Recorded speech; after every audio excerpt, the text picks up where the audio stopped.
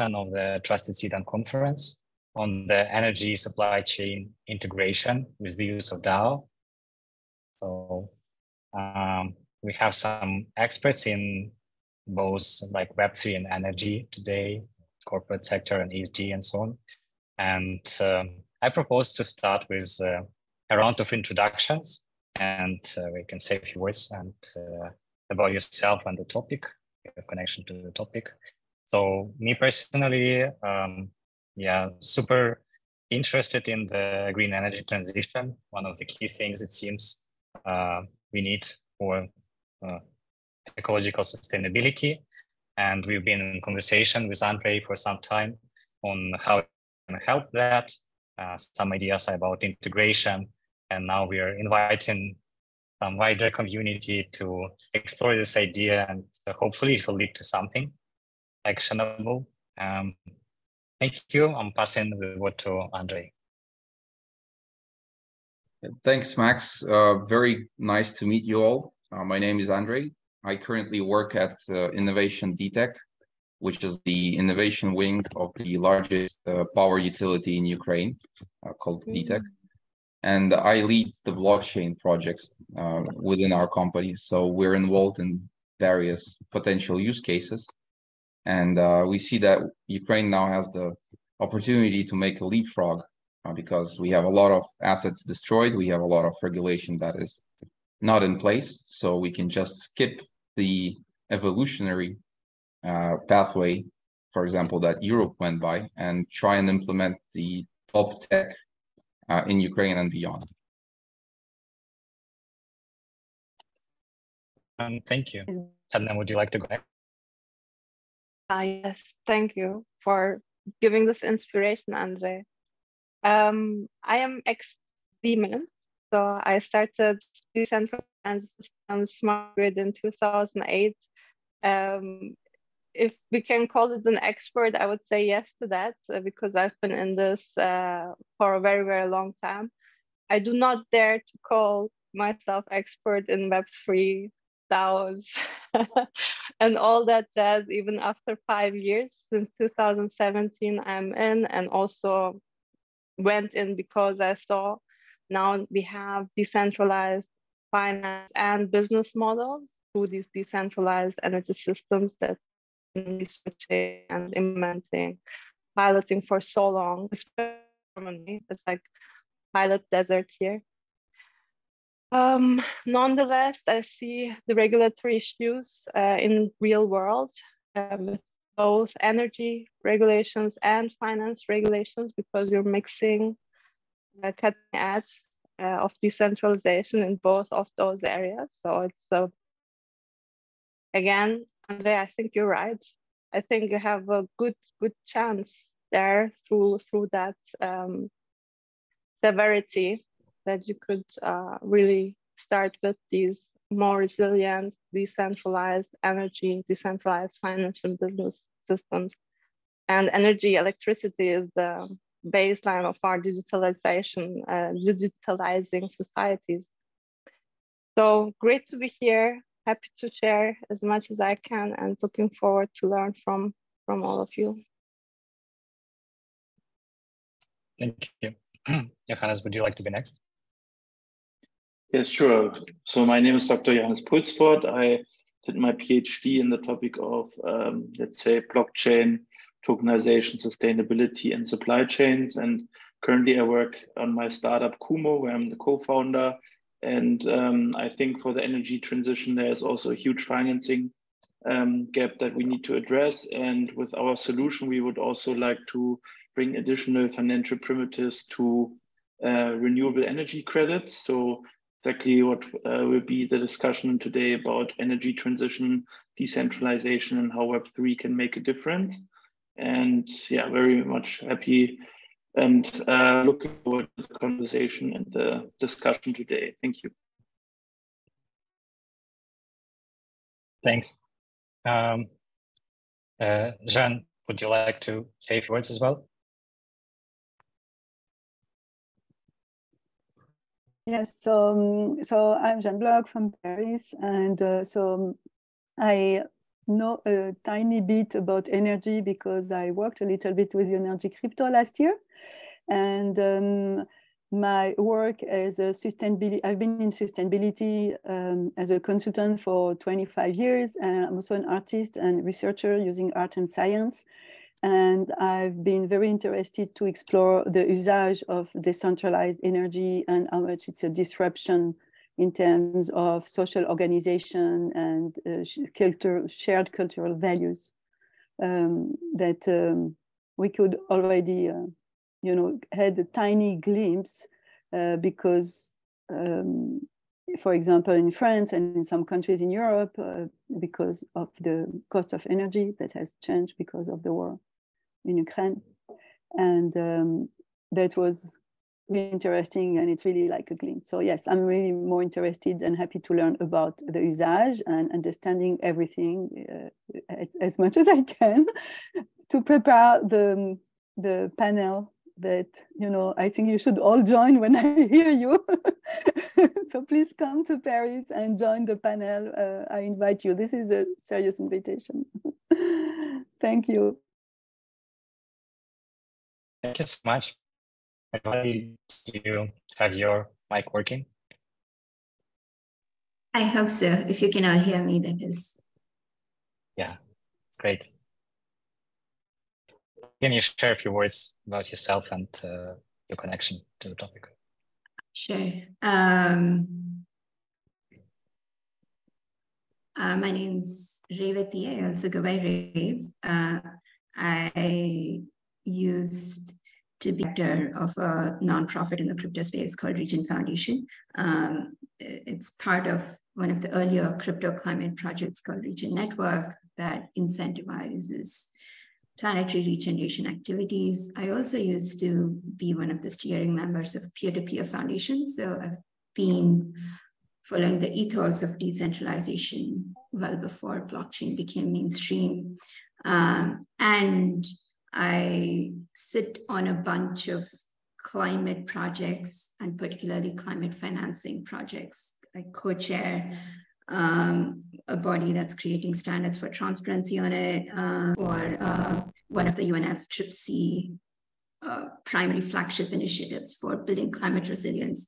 So through all of these, and especially the one that looks at building climate resilience, I think energy, access to energy and equity in terms of access to energy is super sort of hot topic.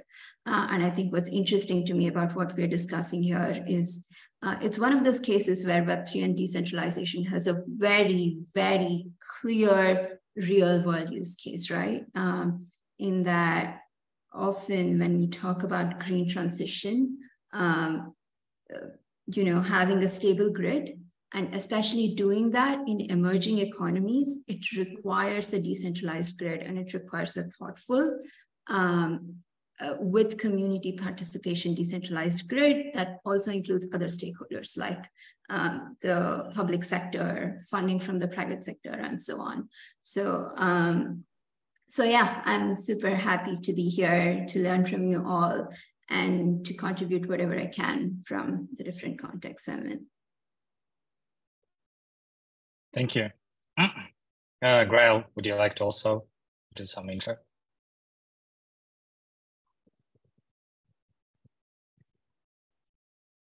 I can try. I'm out in traffic. This is as far as I was able to make it to back to my home by this time. So hopefully it's not too noisy. Is the connection clear coming through all right? Yeah. I hear you. Okay.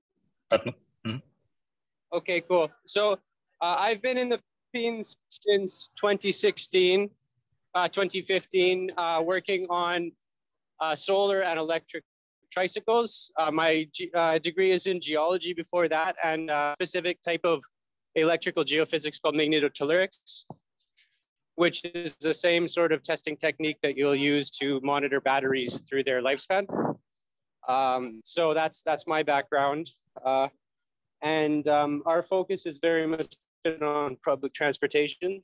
So the interest that I have is in kind of able to facilitate group savings and group purchasing power amongst the group rotation around here. Specifically because we've got a device that you can retrofit onto the tricycles to save fuel. So the goal is to try to pool those savings in order to better shore up their financial position to be able to better afford capital upgrades, for example, electric transportation. But I mean, in general, just to make their financial situation more stable, make them more bankable, more insurable, things like that. So that's kind of my skills and background in a nutshell and what we're going for. Thanks, Grail. And we also have, sorry if I misspelled it, Yafines. Would you like to do a quick intro?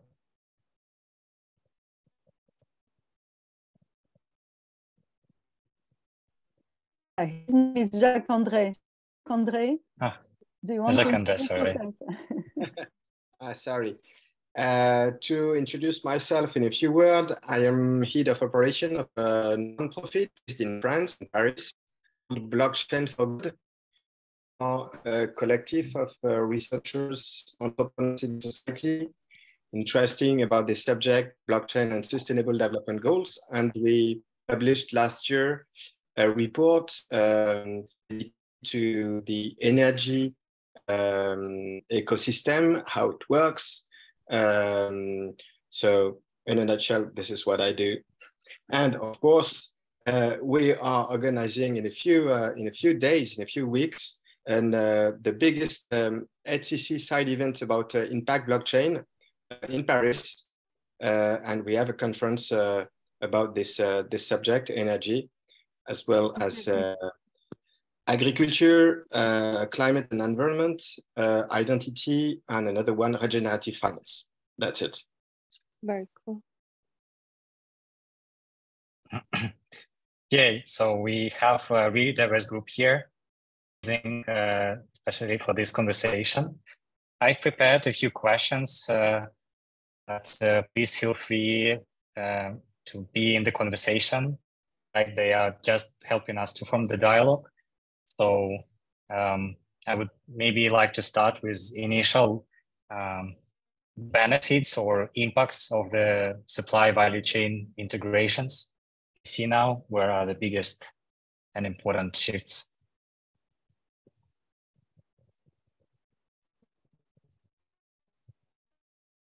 If you have any ideas, you can just jump and share your thoughts. Maybe I start. So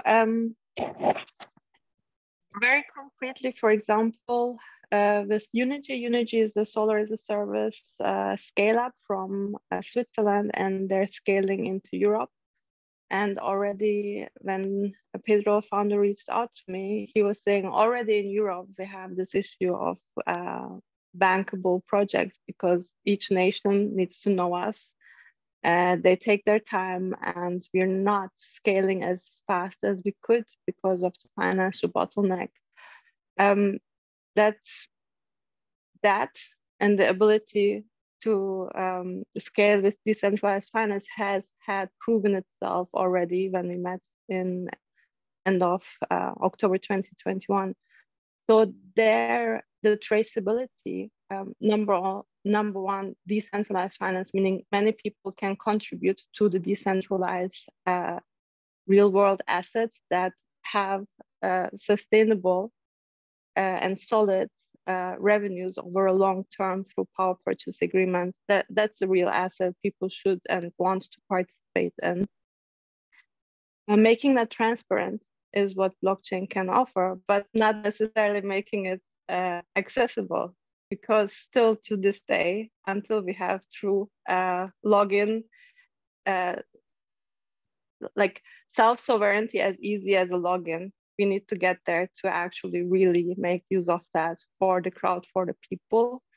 However, the transparency, when we started already, has opened up the second level of value that solar has, which is the environmental value. Wherever you have solar, you're displacing that much dirty kilowatt hours off, and also that much CO2 emissions of the air. So that also becomes very tangible in our data, because we have the data. Now we can tokenize that metadata so that people can actually create reward and incentive schemes around it. I'm not necessarily saying trade carbon offsets, no, but making that value visible and transactable, integratable into products and so on, that creates new incentive and also financial reward there that can make it pay off faster to scale those decentralized solar-based energy resources that we need. These are the two things that I see, financial and environmental value of solar, of distributed solar energy becoming much more tangible and transactable. That works. Access, not yet. Maybe I could add a vision about how the market could change if we provide access to the market for the prosumers, for the SMEs and private homeowners who will be extensively building their own solar stations, rooftop solars, and maybe who will also own some battery storage units at their homes. So what we see and what we think is that that's another interesting use case, the delegation of access to your home battery storage capacity, the sale of excess power to the grid, and the more decentralized this whole operation is, the more blockchain is useful in this case. That's what the third thing that we're looking at currently. Actually, you've named the other two, the decentralized finance and the traceability of energy sources. And for us, the traceability issue is also very interesting right now, because we want to rebuild a new energy system, and we want to build a new industrial complex, and we want to have a instrument that will help us trace each energy source to the end product. For example, a ton of steel that would be then exported to Europe, and for example, the carbon border mechanism could be mitigated if we prove that no carbon was used within the energy that's used to produce that steel.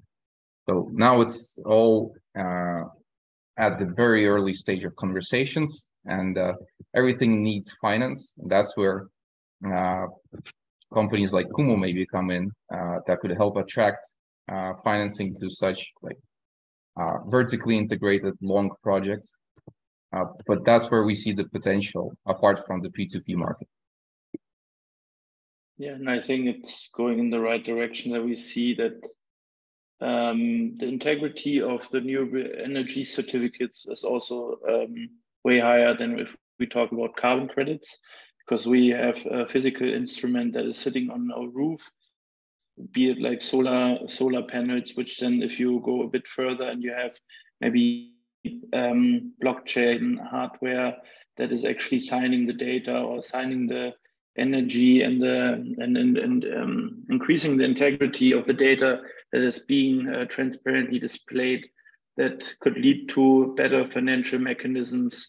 So Kumo could think about, for example, saying instead of over collateralizing 150%, maybe you only need to over collateralize 120% if you can give me blockchain great data in order to verify the renewable energy certificates that you try to get a loan from.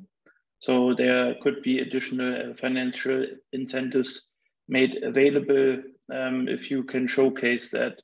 And then the other part I would like to highlight is that there's also the possibility of doing forward financing, which is addressing a huge gap that is needed in order to reach climate goals. How do we forward finance, for example, solar installations, and how do we get the financing right for renewable energy? And I think those are all elements that can be made possible with the power of Web3.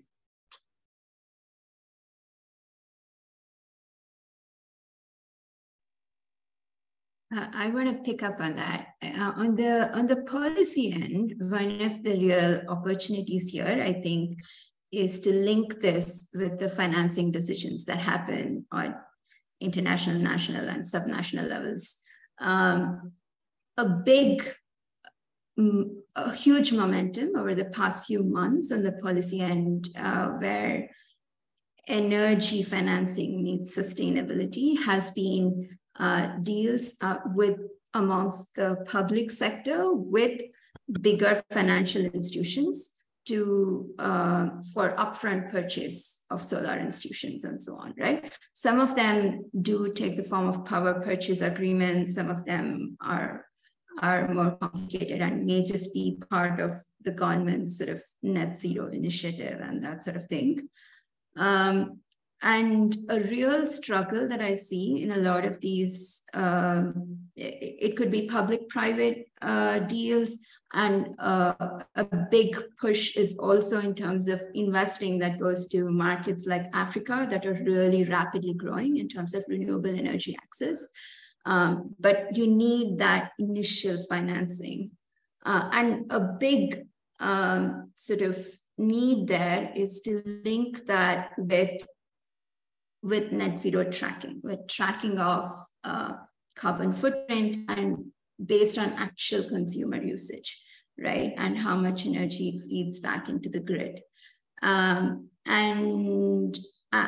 transparency in that data, auditability is something that people are always looking out for. And I've seen pilots of blockchain projects trying to do this, but I haven't actually seen it be scalable and used for some of these sort of multinational or multi-corporation deals. And I think aiming for something like that as a sector would be really, really cool and really validate the what Web3 can really be good at. But to the other speaker's point, the real barrier that I see is accessibility and making the interfaces really, really useful to the end user, not just, you know, the person who installed the solar panel on his roof, but also the person who's sitting in the policymaker's office and making these deals and sort of reporting these numbers in the end to the national government or, you know, UNFCCC and international bodies and things like that. I could add on that another roadblock that we've noticed, and let's put aside the Ukrainian regulatory field because it doesn't exist in the guarantee of origin field yet. There's nothing out there yet. I mean, there is a draft law, but it just mimics the European RED II directive.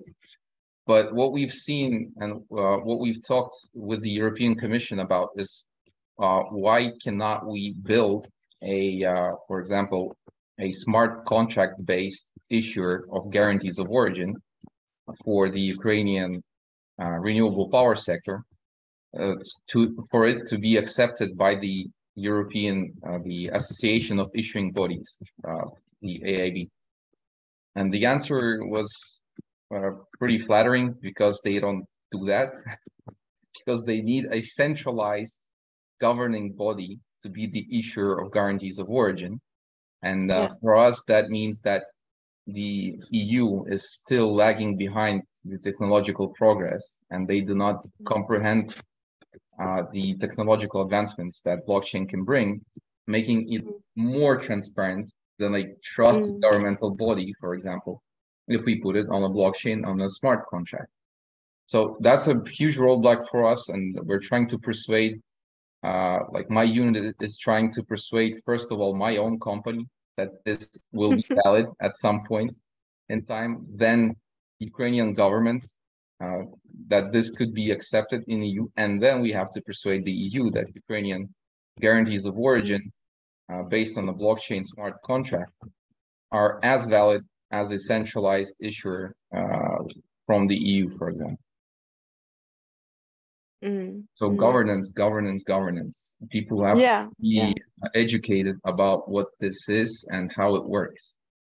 And also it comes back to the DAO, right? That this autonomous organization, not automatic, but autonomous organization on a blockchain through a programmable ledger that is accessible to all, that doesn't need a legal body, or that doesn't have a recognized legal body. That's the problem. Like if we could say this is an equivalent of an association or a club, and that would go not just, yeah, okay, you can do that, but actually accepted as such, then we will see progress. Otherwise, as a company or as a company wanting to make use of the capabilities of this technology, Unity, we need to have a definition of what that is. I mean, technically, it can we can transact and people can participate and transact, but at some point, this company needs to say, where did the money come from? And you can't say magic internet money to the tax authorities. So, and solution is just to say from these individual addresses, but then it leaves off the participants of the community in an unprotected way. So it takes away incentives again, and so on and so forth. And I can only imagine for a utility, for a company, even bigger, not a scale up, but even bigger and established in the energy market, it's much, much harder to actually be that open and innovative. But I don't know, I maybe others know about any of these developments about DAO regulations are quite low. We just managed to raise tokens at the height of DeFi and DAOs and so on. So with the next wave, maybe we will see more clarity on that, but it's really difficult for everyone involved, I guess, for regulators as much as for the innovators. Let's hope for Web3. Maybe something will change in that direction. Yeah, and maybe a question from my side to the crowd, if you don't mind. So another problem that we identified in the green transition technologies or in the renewable power sector is not only the funding gap between the targets that are set by national governments or corporates to get to net zero and the actual money on the table, so the final investment decisions that are made today, which is a huge gap and everybody knows about that. But what we identified is a more niche problem that we think decentralized finance could probably solve, but currently we don't know how. And that's why I'm asking this question. The problem of development finance for such projects and the problem of scaling up financing for new renewable energy technology. So for example, to get a new, like my personal use case, a company we talked with, they develop a new synthetic methanol reactor. And they have a lab unit that they build at a small scale. And they're searching for funding to get it out in the field and start testing. And for them, it's very hard to get funding because they're like a TRL 4 or TRL 5 and nobody's providing them funding because it's still very risky. The banks are declining because the banks have a pipeline of renewable energy projects that are less risky with predictable cash flows. How do we break this cycle of new technologies emerging because of the absence of finance? And that's why I think DeFi could help, because crypto market or the crypto investors are less risk averse than the traditional finance market. Maybe something could help.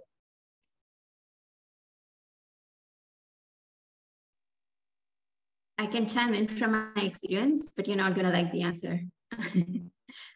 As a fair warning.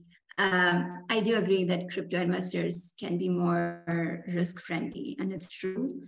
But I also think it's more than crypto investors. I think there's a certain class of energy investors that are green investors that are more risk-friendly. And if you look at it, technologies like hydrogen are suddenly super popular amongst the investors, and part of it is also just it's just messaging, right? What really appeals to the early adopters, and then if you get one major government to kind of agree and say that this is innovative tech, then the investors jump on board. In the case of hydrogen, that was Israel, and they went public with it and saying, we really think it's a promising tech, and everyone else jumped on board, the private sector and all the investors. So I think if you have something new, which you think is really promising, the way to do it would be to really get the messaging across, and then investors will jump on board. But also, I mean, if we were to specifically look at DeFi and where DeFi could help projects that are in that stage, I like the models like that of Shisha Finance and such, where you have institutional investors, but linked via decentralized investing and decentralized ownership of shares in a new project, and can invest there. So it's still legal and compliant, and it's still institutional investing. So it's higher, bigger checks. But it's also, you know, DeFi.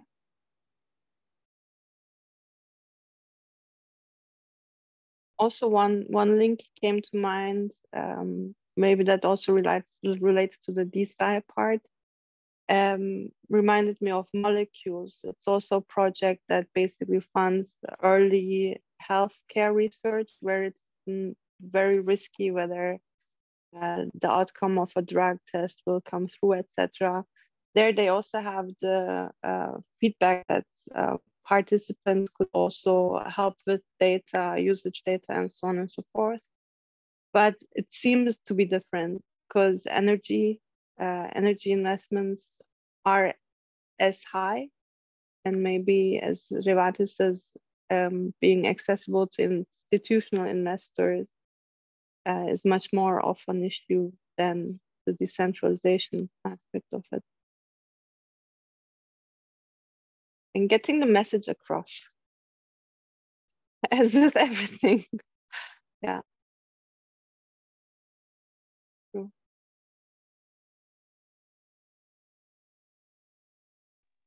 I do think it can change, though. I mean, currently, it is true that institutional investment in the energy sector is a huge bulk of it. But I think one of the potentials of Web3 is to really change that. It's not the case yet, though. I mean, I don't think DeFi is overtaking institutional investment, even in crypto at the moment. But it would be great to make that happen. What the pathway looks like to make that happen, I'm not yet sure, because a lot more projects need to be focusing on that. But I don't think that's true yet in the sector. But you know, I think that's one real opportunity that we haven't been paying attention to.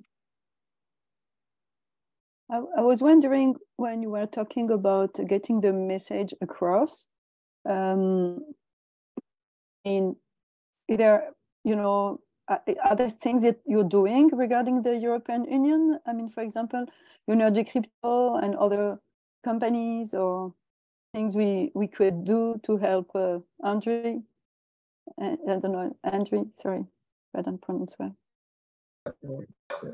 Sorry, if I understand the question right, do you want me to tell you which messages we want to get across to the European Commission? Yes.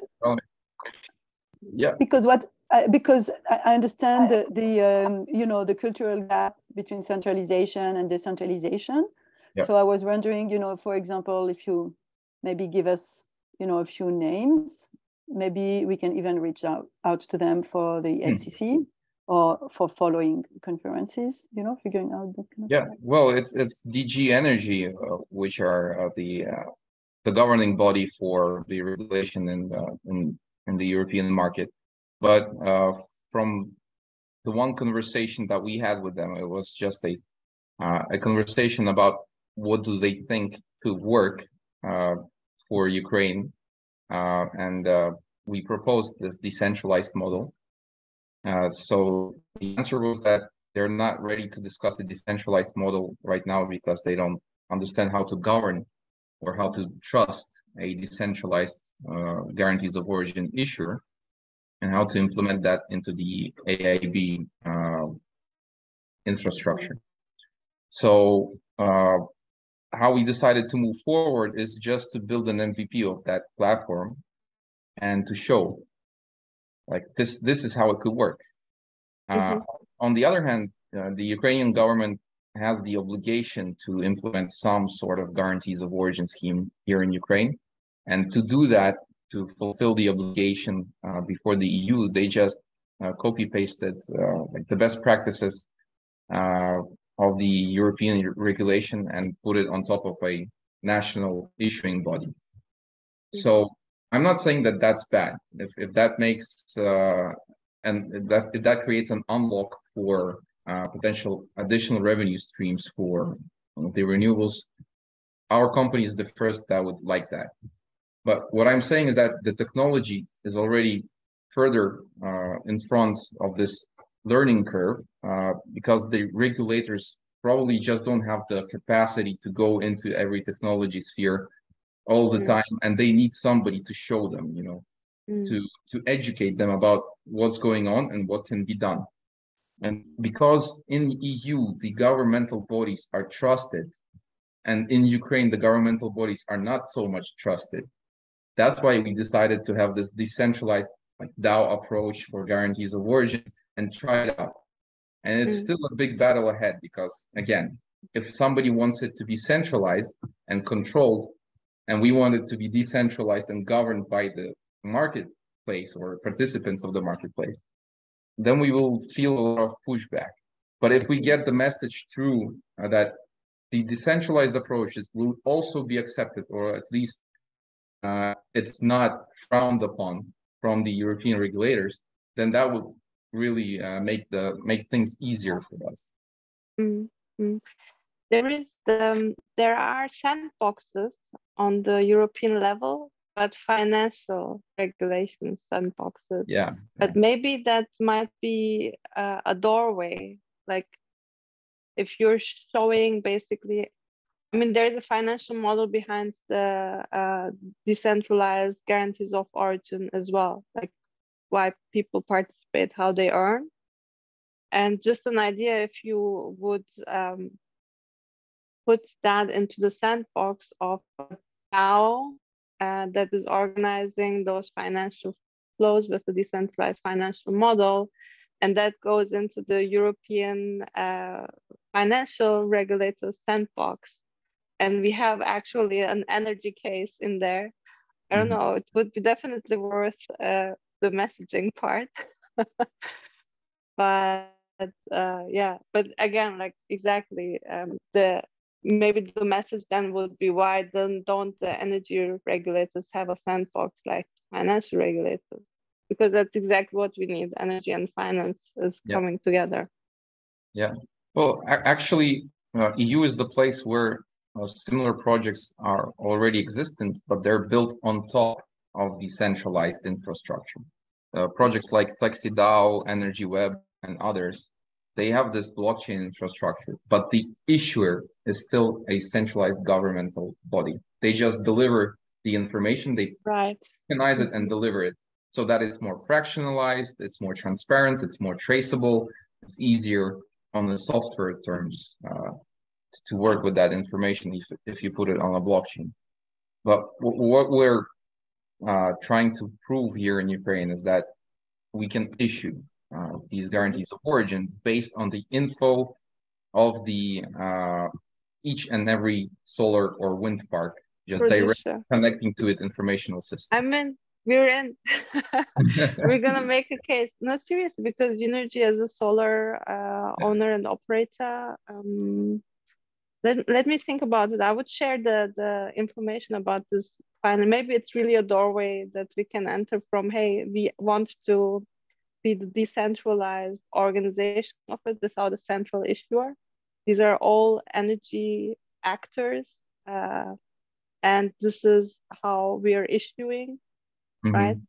And then together through the European door. Yeah, I see that would be it. Yeah, sorry. No, I'm saying that would be it exactly. And I remember in Germany also there was the German Energy Agency was tasked, the central body was tasked with creating the registry. Well, it's been 4 years now, 4 years. So it was easier to get the message across and get it ratified by the German federal ministry that we have a blockchain strategy really spun up by startups and the pioneers back in 2017 to 2019. And it was decided that we should have such a registry that is blockchain based. 4 years later, nothing. So yeah, cool. Thanks for making this Max. I see a question in the chat about certificates of origin. To have, do they have a premium? Yeah, they're like, currently the market of certificates of origin is very similar to the carbon offset market. It's voluntary. The price is doesn't depend on the intrinsic value of the certificate of origin. So it's based on the demand and supply metrics. And the price currently, I think, is around €6 per megawatt, which is not so huge. But if we potentially bring this whole infrastructure onto the blockchain, if we bring the regulatory mechanics in place, with the MiCA appearing in the EU and with other laws that could be implemented soon, maybe, I'm just saying maybe, that's like a part of the vision that we have, we could use guarantees of origin to prove the carbon abatement for projects that use these guarantees of origin, and thus decrease the carbon tax. So potentially the price of a guarantee of origin could be equal or with a light discount to the CO2 price.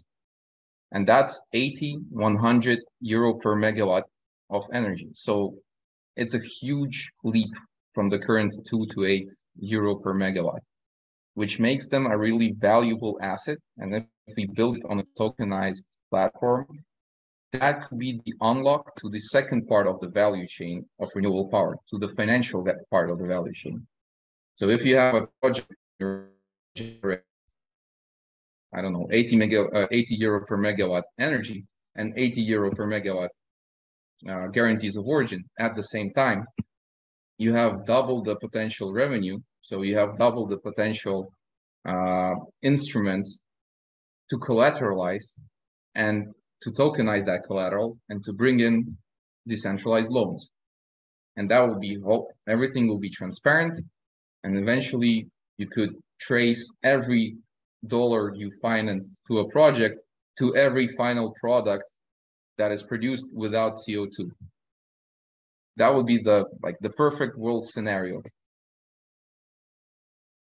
Do you have a paper written up on this? We have several on the various topics, but yes. We'll gladly share through Max whatever we have.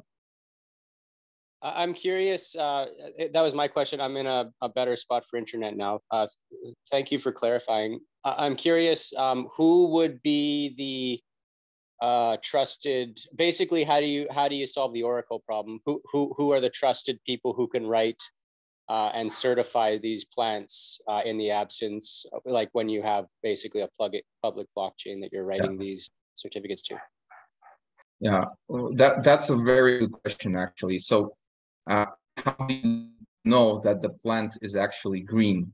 And that's maybe the only, for us, for example, in our case, the only role for the governmental institution for today. Because anyhow, the governmental institution in Ukraine, and I suppose in Europe also, provides you a like with the license of a green power producer. And in our country, this license list is open source. So, well, it's now closed because of the war, but usually it's open and you can go in and see which exactly power plant is green and which is not. But that's a one-time transaction. So you don't have to do it every time a megawatt comes into the blockchain. You have to do it once, get certified, and then you enter the market. And with Unity Crypto, for example, we're composing the smart contract that certifies that you participated in funding a new solar, that gets you not just the data of how much CO2 was avoided, but also the revenue shares. So there is skin in the game from the side of the issuer, and they pay you back or they let you participate in the revenue shares, and you can correlate that type of data. Then solar is the data scientist here is nice data. You know, it's you may have losses in communications ever, but it's a time series data and it's a seasonal data. So a lot can be done with respect to analysis of that data and so on. And again, to back Andre there as well, also in Germany, we have registry of these plants. You have to register because you have the grid connection. Basically, the grid operator registers. There is already a distributed king or multiple are throwing that information that can be cross-checked. That is not just the issue. Could work. Yeah, I wouldn't actually limit our thinking to the electrons part of the, or the solar production or wind production part of the industry. As the solar and wind market grows, everybody is expecting to financialize itself. So in 20 years, the prices of energy will have to fall. But there will be like obvious risk mitigation industries for the solar, you could call them that, or hedge technologies like battery energy storage, like long-term storage, or hydrogen seasonal. I'm actually, Privati, just so you know, I'm actually also the hydrogen lead at my company. So that's where I match these two industries. Yeah. And yeah, those energy in electrons and energy in molecules will go back to back, and especially when you will have storage, long-term storage, you will have to know which amount of molecules in which storage facility belongs to whom. And as we see the gas market operating today, it's all done at the standard like SAP databases. But why cannot it be blockchain if it's more efficient, and if you can connect the financials on top of that, if you can just give a person show the whole value chain of your operation in one place, but not collected in reports, memorandums, audits, and stuff like that. You can just show your data room, for example, and that's it. Yeah, actually, what I wanted to add on to the conversation, what the element of financialization could mean for what Andre and Satnam were describing. So I think if we are able to do it completely on a decentralized fashion in terms of energy production, but also financializing and giving the right financial primitives to what is being discussed, I think then you bring in like the entire package, and then the only pain point or the real pain point will always be with the regulator, because it's also a power play. the incumbents, and how much of the power are they willing to give away, or how much are they want to innovate, how much innovation does the regulator allow. And that's where we see the friction, not only, let's say, with the energy industry, but also in the financial industry. You see it in the US right now with the SEC going after Coinbase and Binance. You see it everywhere. You have this power struggle about incumbents on, let's say, legacy institutions, and then it transfers to almost all the verticals. So if we talk about energy, obviously in this call, we have the same incumbents, right? So we have huge companies in that industry that don't want decentralized power grids. They don't want to give away their power, which they have run so smoothly for them and their balance sheet for decades, with the political backing and the maybe tax cuts or tax incentives that they've received from the government. So that you can see this huge power play. And I think the only way forward is to really be as scientific as possible. That's what we try to do at Kumu anyways. Me having done a PhD and my co-founder being still like a PhD candidate, and then having this almost scientific evidence of arguments in all the argumentation line to bring forth the points that were raised from Andre and Sepnem. I even have a presentation of a regulator in mind. It was one of the last regulatory hacks I attempted. He literally said, my job is to put the no in innovation.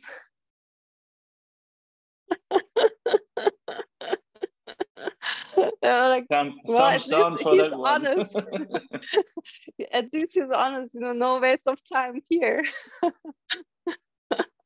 But so the one thing that you say, Johannes, is like data-driven, scientific, open, put more people's eye on the methods and what you do. And the other thing is, who are the regulators in service of, right? It's the public, the voters, like this whole participation that we need when we're talking about DAOs anyway. We really need that to come from the people who have most to gain from decentralized and clean energy, be it resilience, be it clean air.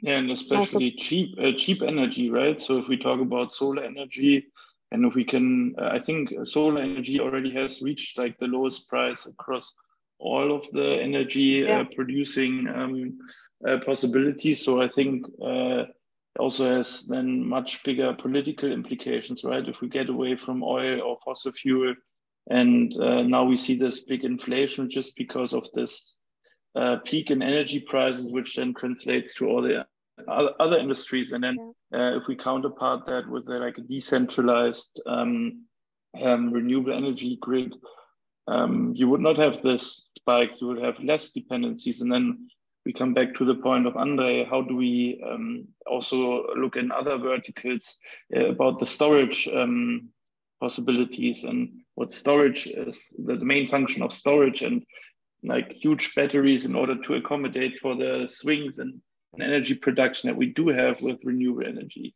So I think those are the questions which, if we segment them, break them down into small pieces, work on them, provide solutions, then we show that as a community or as a group to political stakeholders. Look, this is what you can build on. This is like everything that we have in terms of arguments. And now it's your turn to use your power to make it happen. Create these innovation sandboxes, legal sandboxes. And I feel like in the European Union with, for example, MiCA, it's less of an American approach and more of this European open approach, at least not, obviously not the full extent, but at least they're open not to just cut it off. And that's already something positive. And that tells you a lot, but yeah. Plus one to what everyone's saying. And also, I mean, I think particularly in this case, and what you were saying, Shabnam, am I killing the name? Shabnam? Okay, perfect. Sorry, I'm killing the name. what I've seen, European policy moves dreadfully slow. And especially if you pitch something from the perspective of innovation, to your point, they run away from it. But the policymakers have their own pressure points. And in this case, of course, to Johanna's point, low cost of energy is one pressure point. The other one also is reporting to their net zero commitments. The other one is people who already have clout with policies, which is the corporate, the bigger corporates. So one of the routes in which I'm seeing a lot of nature markets move to influence policy successfully is bringing a lot of the big corporates on board, like the Fortune 500 ones, because they have to meet their ESG commitments and net zero sort of aims. And so renewable energy and green tech generally is a way for them to make that happen, reduce their own supply chain and so on and so forth, their own scope 3 emissions. So, and they have a lot of clout and policy and regulation. And even, I don't know about European level, but there too, I think people listen a lot to them, but definitely at the national level, people listen a lot to them. Very good point. Actually, what I've just heard from all of you colleagues helped me define another very interesting question that I have, and I think it's still a theoretical question. We don't see any examples that we can benchmark against. But the question is as follows: okay, if everything happens as we're discussing, the policy is in place, everything is allowed, and then we move to the implementation phase of this whole decentralized blockchain-based energy infrastructure, and we provide the governance to the DAO, and the participants of the DAO are investors, experts, and community members, for example, for each project that's selected. If we provide the community of the DAO the right to make the decision for investment for the project in their area, which KPIs will they look at to make that decision? They will be different from the corporate KPIs. And how will that influence the investors into this DAO, the people who provide DeFi liquidity? Will they like what the community has approved? Will the community look at the technicals of the project or the social impact of the project? This is a very interesting food for thought. I mean, game theory in place. Like, what will happen if we let the people actually decide? If it's just crypto folks, we know the APY is king, even if it's a meme. But again, I believe if we can make this participation really accessible, not to those who are in and out of crypto trading, but actual people who have a stake in these decentralized energy systems, who want to have a stake, if we can make them participate, then my answer to your question would be much more positive. And the outcome for society would be way, way more, not just sustainable, but really regenerative, I believe, because I think people like us and people who are at the end of the, like, who are consumers, who become prosumers potentially, they do care about what about the electronic junk, right? They care even more than the producers or like Unity cares until it's on the rooftop. And then it says 30 years. These are long-term, and I believe having a more broad participation there will definitely bring better outcomes. But if I look at the reality of the DeFi summer and the boom and all of that, it really just was APYs, like only financial returns that were purely crypto-based, not even real-world assets. But that is changing with every wave. It becomes more mature for sure. And the innovation of the past crazy waves persevere. So definitely positive outlook to your question, but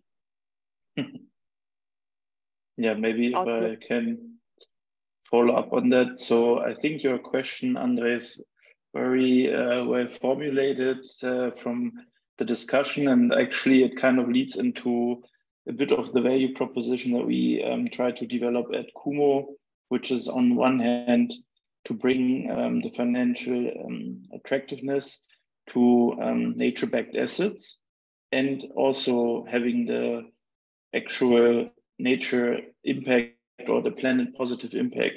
And we try to do it via like a green stablecoin. And with Kumo, for example, you have inherently, because you utilize, if you would utilize our currency KUSD, you inherently, because it's backed by nature-backed as, or it's backed by natural assets, like for example, renewable energy certificates in the future, or carbon credits, or anything that is actually pertaining to the positive health of planet Earth in the future. So you have this money backed by nature, and if you take that a bit further in this academic thinking that you started to bring on the road, I would say Kumo could, or I would answer that question with a combination of financial attractiveness and the proven planetary positive impact for the climate, because that's essentially what it's all about. And if we we focus on these two variables, because for us those are the fundamental two variables that are actually have been misaligned for the past.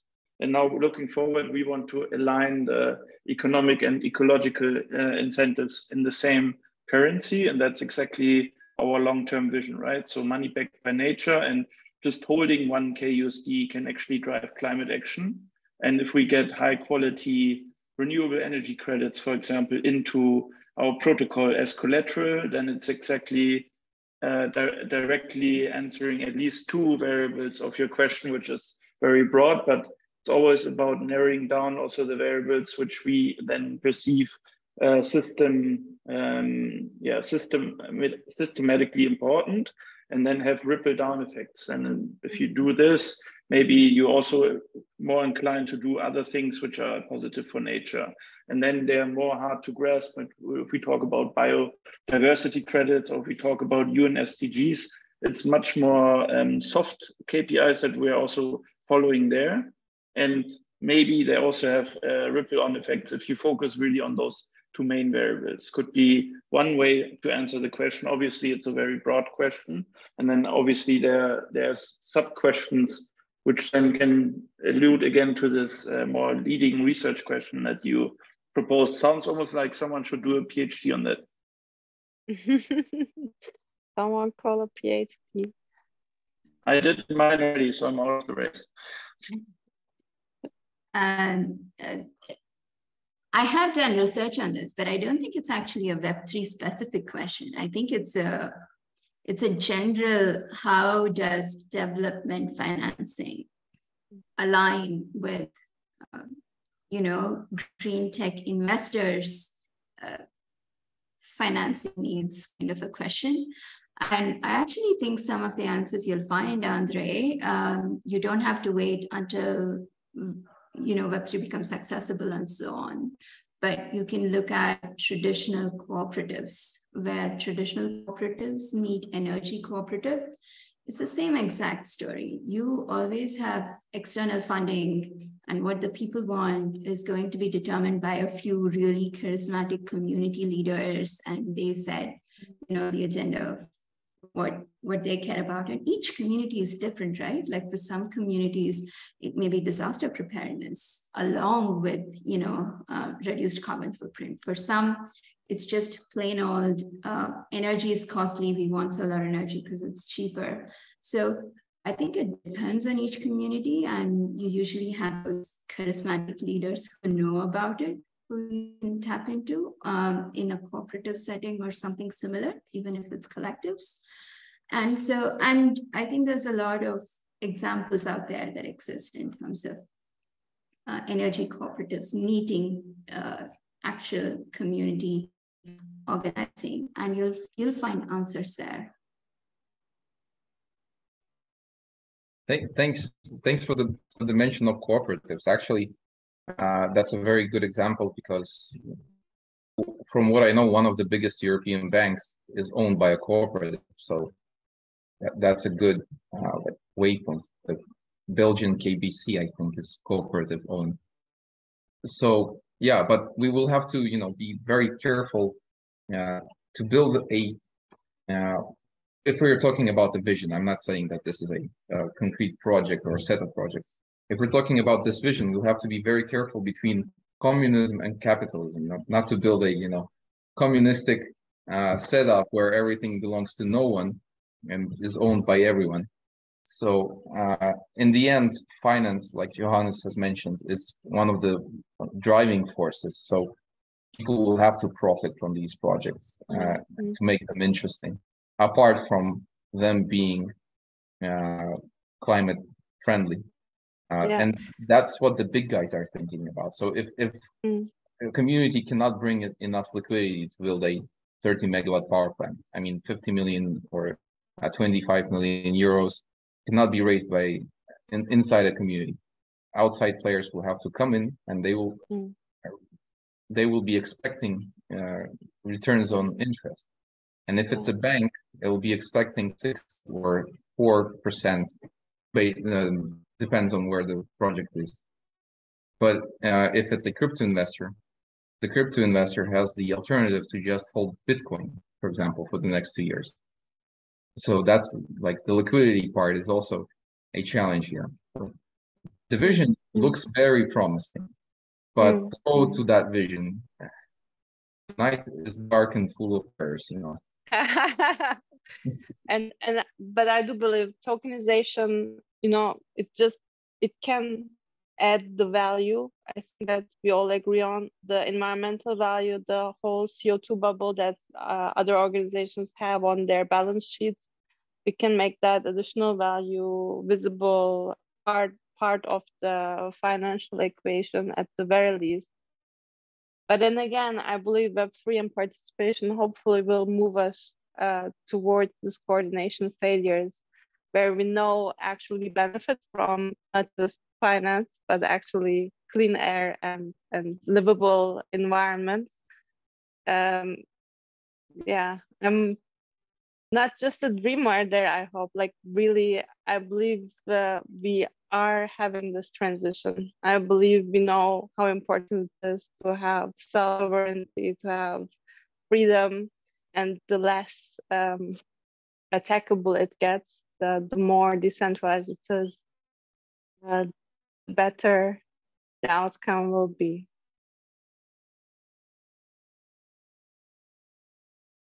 I mean, if you think about it, how awesome it would be for the average Joe crypto user to hold, for example, an NFT of a I don't know, 10 kilowatt at some huge power plant that is providing some community with energy. And I think tokenization is the pathway that we can actually provide this feeling of ownership to retail users and ownership over their actions towards net zero. Not only, let's not put this only on the corporates and governments. Each and everybody can contribute, and the contribution can start at something like 500 euros, I don't know, for a couple of kilowatts of installed capacity. And you can hold that paper and you can yield revenues on that if the project provides revenues. So I think, yeah, this mental unlock is coming. It's not there yet, but I think it's coming. And I think what we need is more projects to come out for the regulators to start moving. So let's get the message across. Yeah, exactly. I also need to jump off. I realize I'm 15 minutes late. But this was so cool. Thank you. It's great opportunity to get to meet like-minded people, to get to know where we're at, and I would love to reconnect and continue. I will check out Kumo and get back to you. Thank you so much for organizing, Matt. I'd like to recommend a company that I kind of admired all through my university days, called Bullfrog Power. They're a Canadian group. and they basically did all of what you're talking about before, where they would basically just go directly to buyers who wanted to pay extra for power, and they would go door to door direct sales. Get the businesses would throw a sticker on their door, and then that would go, and then they would go and sign power purchase agreements with the groups that they were trying to support from a power perspective. I don't know to what extent that meshes with what you're talking about. It sounds like you're trying to do more of a registry where companies like Bullfrog Power would write their records to, or you're trying to basically make a situation where you wouldn't need a Bullfrog Power in the first place. I'm not sure where your thinking is on that, but I know that Bullfrog did very well over the years with that. And I think that if a Bullfrog started writing their records to the blockchain, that could work, and it might be something that other groups wanted to do as well. But I think that the entrepreneurial drive to actually be like, I think it's a kind of market where you actually do kind of need a middleman, because I mean, there are a certain amount of people who are motivated to go and seek out a solution where they can pay more for their electricity because of the carbon profile of it. But there's also, I would say, a much larger section of the demographics of any country where the people care, but they're not going to actually take their wallets out unless you'd go and knock on their door and put something in front of them that they can just sign off on and then not think about again. And so that kind of direct sales aspect, I believe that the Bullfrog model served them very well doing that. And whether it's on a blockchain or not, I guess I wonder if actually just dealing directly with the companies and the buyers involved, I guess I wonder to what extent the blockchain is better or worse than dealing direct in a I guess a rebuilding scenario. I mean, of course, I don't know the answer to that, but yeah, I definitely, in any case, I highly recommend checking out that company. And do you have direct contacts to Bullfrog Power? No, I don't. I just we've talked to them a little bit since we've been in the Philippines, but they're a Canadian company, and they weren't particularly interested in what we were talking about in the Philippines at the time. I don't know if that's changed in the years since then, but I know they're a Canadian company. Okay. It feels like we're slowly coming to the closure. So I would start this closing round of thoughts. My personal feedback to the session is it was amazing, really interesting and inspiring. Thank you so much. I hope we can continue it either in Paris or somehow else. If you feel like you would like to say something before we close, please, the stage is yours. I would like to thank everybody, because that was really inspirational to hear like-minded people and to have this conversation about, I would say, a shared vision that we have over the technologies that are coming. And let's stay in touch. Let's find each other on LinkedIn and continue this conversation, and maybe see if we can cooperate to make this happen. Yeah, also big thanks from my side, Max, for inviting me to the panel. It was very interesting, and maybe bringing the perspective of Kumo to the table. I think in the end, we need to always answer two questions now for, if we talk to people outside the bubble. First is, does it financially make sense? Because that's the only way this system works, unfortunately. So this is how we got into this mess in the first place. About the financial incentives. So if we can realign financial incentives, that's what we try to do with Kumo. And the second part is always the nature positive impact that we can really drive and actually quantify and on a database describe. And I think from what we've heard in this great discussion, there's a lot of potential solutions. If we combine them, it's 1 + 1 is not 2 but 3. So I think it would really make sense maybe to have a group on this and how to align on this and how to make sure the value propositions of all the different stakeholders are combined in the best possible way. And then how do we drive, how do we go to the corporate world? How do we go to the regulatory power? And maybe Max, if you could somehow coordinate this, that would be great. I'm not sure if that's up in your alley, but yeah, would love to keep the conversation going and bring the value proposition of Kumo. And obviously, the last thing I would say is, yeah, Web3 is all good and tokenization, but the more you interact with the real world, the less you need to talk about it. And it just, like, no one knows how to use or how an email works or how a messenger system works. It's about the use cases that we build.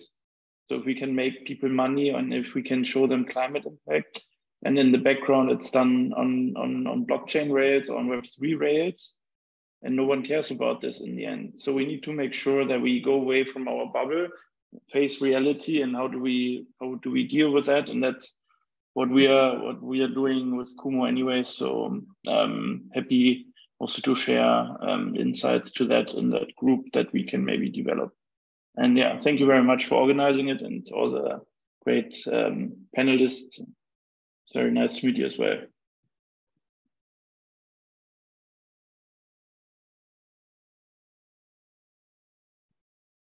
Okay, then great. Thanks again, and speak to you soon. Bye-bye.